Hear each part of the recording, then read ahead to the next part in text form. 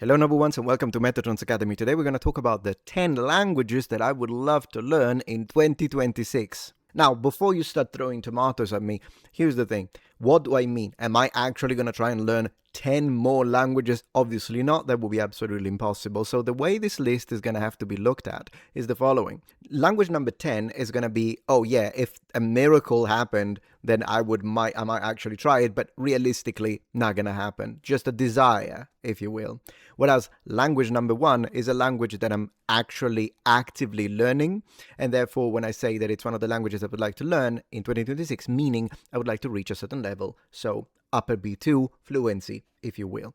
So that one is happening 100%. So this is more of a list of personal interest, but the reality is that it's the top 3 that are something that could become a reality.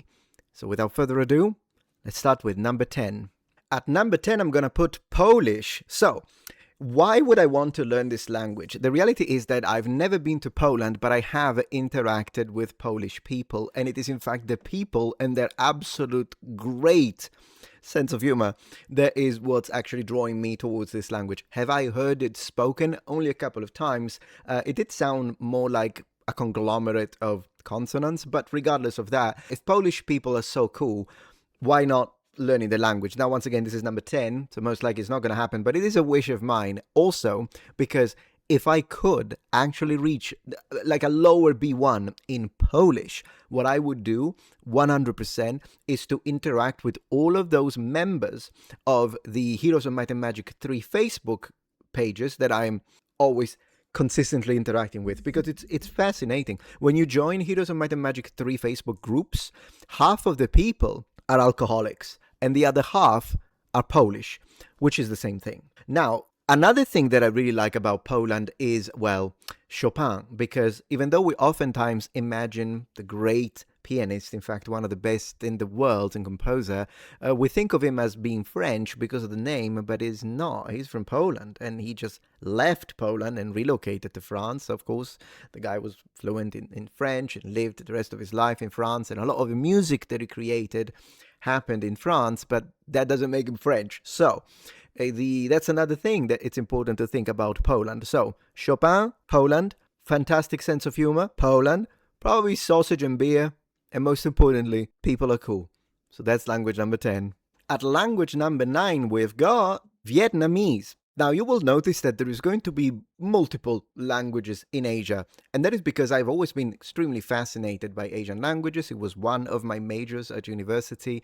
As you know, I'm already fluent in Japanese, and so I've always thought, man, it would be nice to learn more Asian languages. And I have to say that once again, having met people from Vietnam, having seen videos and of the land, it is a language that I find fascinating. So it is number 9 because there are other Asian languages that I will give priority to, and therefore, considering how long it takes to actually reach a decent level in any given Asian language, then it is not likely that this is ever going to happen within 2026. Is it ever going to happen, like ever? Who knows? Maybe.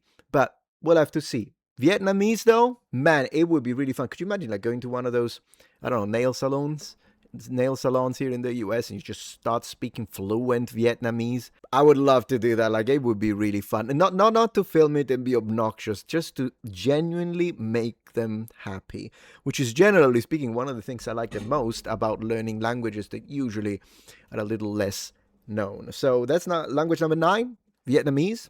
Let's go to the next one. Language number 8, German. You know, German has always been one of those languages that I thought about. I thought about it when I was picking up my languages in high school, when I was choosing. In fact, actually, let me tell you this little personal story. In high school, at first, the language teachers gave us an option. Do you want to learn Spanish or do you want to learn German? And I actually chose German at the time. Problem is, too many people in that class chose Spanish, and at the end of the day, they said there isn't enough people to form a class for German, so you're all gonna learn Spanish anyways. Given I enjoyed learning Spanish as a language, but I did choose German. And sometimes I wonder how my life would have been if I had gone the other way.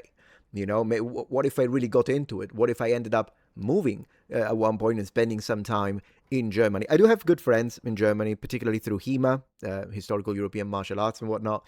But it does have something. Some people don't like the sound of it. And goodness gracious, look at these amazing buildings.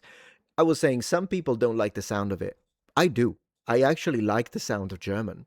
And interestingly enough, even if it can be considered a little harsher, I wouldn't say harsh necessarily, but it's harsher compared to other languages, it has some charm to me. And so it is something that I would like to learn at one point, and who knows? Probably not going to happen in 2026, but hey, a man can dream, am I right? For language number 7, I'm taking you further up in the north, and it's going to be a Scandinavian language, meaning Swedish. And of course, I misspelled Sweden. The charm of this country, people, history is probably what's drawing me in, not to mention the freaking Northern Lights, but of course, whatever. What I want to say is, I have a friend from Sicily as well. He moved to Sweden. In fact, he bought a house in Sweden, recently talked. It's a news. And he learned the language. And he said that at first it was actually a little hard because too many people spoke English. So he was kind of struggling, even bringing homeless people was speaking English better than the average Southern Italian, but whatever. Eventually, he actually did manage to, get to really go to these classes and practice. And as he reached a decent level, it was actually intermediate. It was actually it started to happen that people would speak to him. And so he ended up getting to a decent level. I think it's a high level. He's just very humble. Anyways, having a friend who has reached this, and then of course I asked him, tell me something. And then he sent me some recordings together with his roommate and his at the time girlfriend who are natives. I have to say it's a beautiful, beautiful sounding language. And having heard all Nordic languages, it is the second best sounding language in my opinion when it comes to the entirety of Nordic languages. Now, the fact that I said that it's the second kind of gives you a little bit of a hint that there is one more Nordic language into this list. It's just that it's further down. That one I would give priority. So Swedish though, number 7.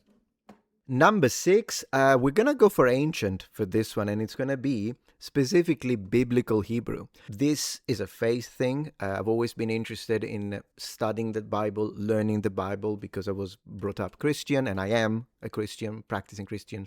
Thing is, though, I've always found fascinating, maybe because of my language passion, to try and read the Bible in the original language. So I did take about a year of biblical Hebrew at university, but this was a very, very long time ago. So I don't remember much. Like I can kind of read the Bible a little bit, but I need to constantly look up the dictionary. So it would be really fun to sit down and actually learn the language. Now, of course, I've recently not made a video, but reacted to a video from Lang Focus who was explaining to us the differences between modern Hebrew and ancient Hebrew.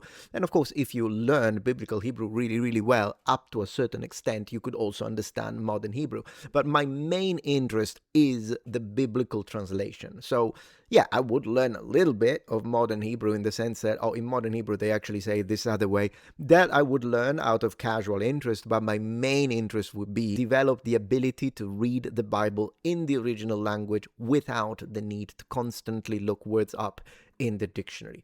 This is why this is language number 6 of this list. And who knows? Because we're getting closer to the middle. Maybe. For language number 5, we go back to Asia, and we've got Korean. So, I don't know. Japanese was such a fun language to learn. It took forever, so I mean, that was tough. But maybe because of that baggage, because of the experience and all that, I think it could be possible. This one I would have to start from complete absolute zero. I don't know anything about Korean, but it would be lovely also to visit South Korea, for instance, and starting engaging with people, maybe even engaging with some of the...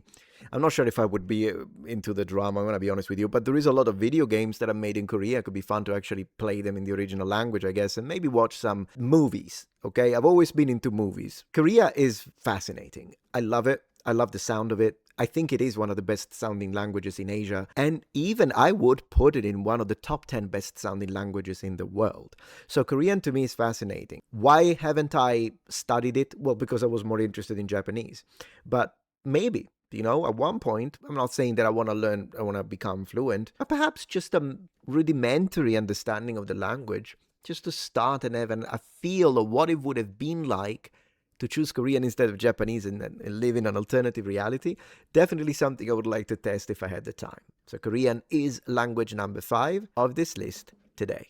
For language number 4, we go to Icelandic. So this is the one Nordic language that if I ever do end up studying, it's going to be this one. And it's because it's one of the most conservative languages when it comes to the connections to Old Norse. Really, if you want to learn how the Old Norse and Vikings and whatnot spoke, I mean, it's either you learn Old Norse, which, wonderful, okay, or if you want a living language that is the closest to it, it would be this one. Still different, clearly, but it is the closest one.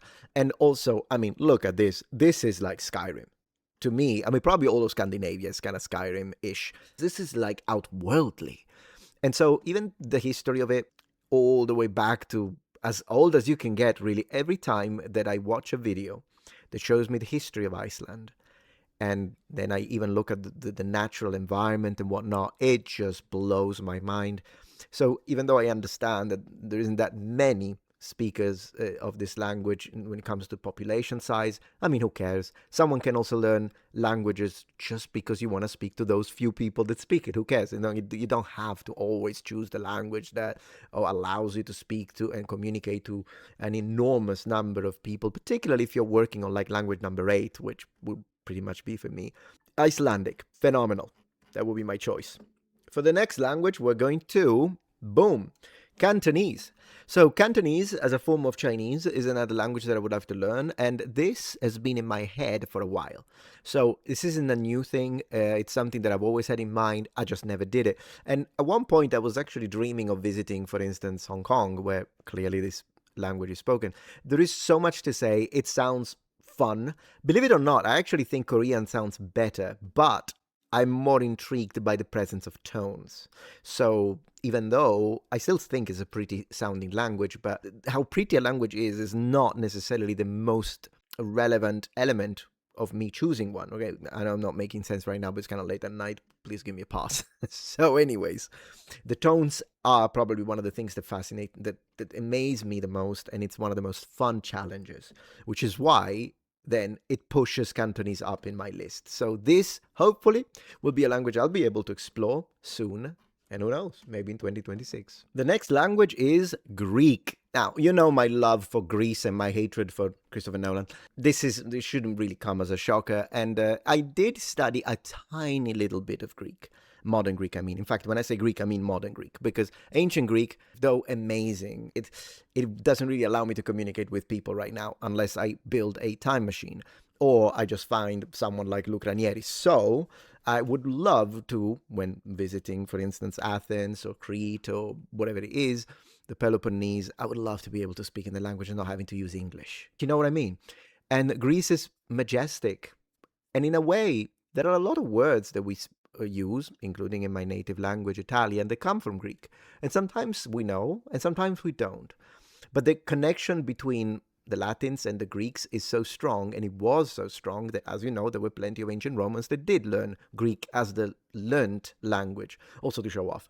And so it would be nice, it would be a good way to connect to my past, to do something that my ancestors would have done. Learn Greek. So 100% this is going to be one of the next languages I'm going to tackle and actually do it right. All right, then we're going to get back to Romance languages, and the next one is Portuguese.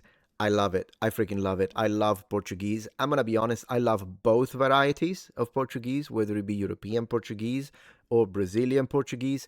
And of course, I would have to pick one. I would have to choose one.